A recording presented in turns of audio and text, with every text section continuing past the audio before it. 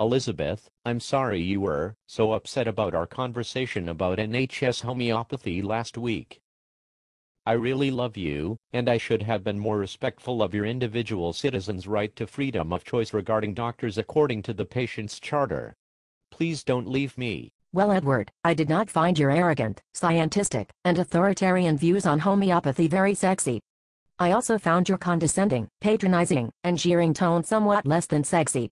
Scientism just isn't sexy, Edward. Even witchcraft is sexier than scientism. I deeply regret that you were offended by my comments about homeopathy. Everyone has the right not to be offended these days. So you are sorry about hurting my feelings, but you still think that homeopathy is witchcraft, nonsense on stilts and a waste of taxpayers' money, right? I'm sorry about using potentially offensive words such as witchcraft, which I now acknowledge could be hurtful to the feelings of minority groups in this country. What you mean is stupid, ignorant, unscientific sectors of the population, such as the hundreds of thousands of people who want to keep homeopathy on the NHS. And that includes stupid people like me. No, no, no. You are not stupid at all, Elizabeth. You are one of the cleverest women, sorry, I mean cleverest people, that I have ever met. Even though I believe that it would be utterly illiberal and dictatorial for the state to withdraw funding for NHS homeopathy? Well, Elizabeth, here I must be honest with you. Homeopathic medications cost the NHS £10 million a year. That is a lot of money for something that is against science. Actually, when you consider the total NHS budget, it is a tiny amount of money. It's all relative, Edward. However, I do not have time to explain Albert Einstein's theory of general relativity to you tonight. Didn't Einstein once say that God does not play dice with the universe? I don't believe in God, Elizabeth. I believe in science. Therefore, I have mixed feelings about Einstein and relativity. What has this got to do with funding for NHS homeopathic medicine? Good question, Edward. Now listen carefully. The amount of NHS money spent on homeopathic medicines is £10 million. The total NHS budget is approximately £100 billion. That means homeopathic medicines cost the taxpayer 0.01% of the total cost of the NHS budget. 0.01% of the NHS budget. That is 0.01% of the NHS budget. The amount of money spent by the NHS on drugs alone is about £10 billion.